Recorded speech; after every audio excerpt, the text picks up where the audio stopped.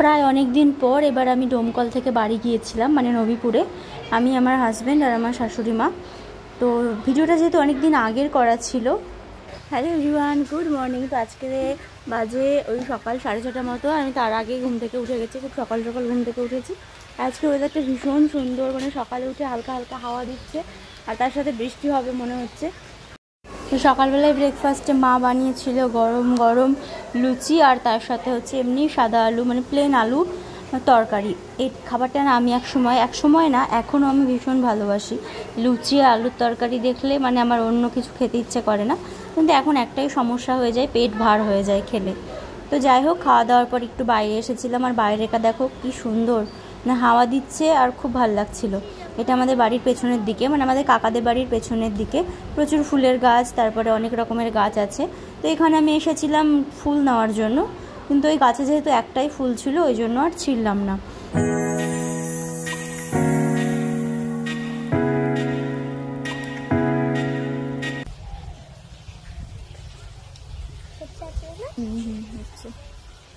অল্প অল্প করে ধরে ধরে আসতাম, চুলের না এত জোর নেই। শ্যাম্পু 3-4 দিন হলো করা, তারপর আর করি। আজকে সকালে ডাব পাড়তে এসেছিল, ডাবওয়ালা তো ডাব পেরেছে আর এই দুটো কাকিদের গাছে পেরে গেছে। কাকি এই দুটো দিল খাওয়ার জন্য। কেটে দাও। ওই যে বাবা রয়েছে, তো বাবাকে বললাম, বুঝতে পারছি না। তুমি একটা কেটে দাও। পাচ্ছি না তো, আমি কাটতে, আমি কাটবো করে বসে। বাবাকে বলি তাহলে। বাবা একটা ডাব কাটো তো, খাই। ডাব কেটে দাও।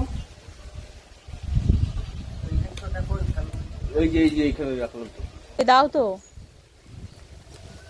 আগে ওটা দিস না সরা। 1 গ্লাস হয়ে যাবে, পড়লে গামলাতে পড়বে। কত কিছু গ্লাসও হয়নি। 1 গ্লাস ডাবের জল। আর একটা কেটে দাও। আছে এগুলো হচ্ছে অমৃত। ডাবের ভেতরে কচি কচি শ্বাস হয়ে গেছিল, এই শ্বাসগুলো খেতে খুব ভালো লাগে। আর বাবা হচ্ছে কালকে নিয়ে এসেছিল মাছ, তো এই মাছটা হচ্ছে আজকে রান্নাবান্না করা হবে। মাছগুলো যেহেতু জ্যান্ত ছিল ওই জন্য জল দিয়ে জিয়ে রাখা হয়েছিল। তো এই মাছগুলোকে কেউ বলে গরই মাছ, কেউ বলে ল্যাটা মাছ, কেউ বলে চ্যাং মাছ, কিন্তু এই মাছগুলো খেতে আমার খুব ভালো লাগে। আবার তো তুলতে হবে, দাঁড়াও।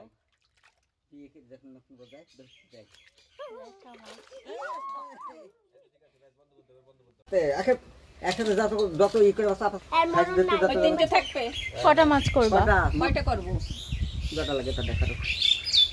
তারপর দুপুরবেলা এখানে 2 মা আর আমি শাক বাছছিলাম বসে বসে। আমাদের ডোমকলে তো সেরকম শাক পাওয়া যায় না, বাড়িতে গেলে অনেক রকমের শাক পাওয়া যায়। তো এখানে বসে বসে আমরা শাক বাছছিলাম। এখানে অনেক রকমের শাক ছিল, পাটের শাক, তারপরে হচ্ছে এমনি মেশানো শাক। তো এই শাক খেতেও আমার খুব ভালো লাগে।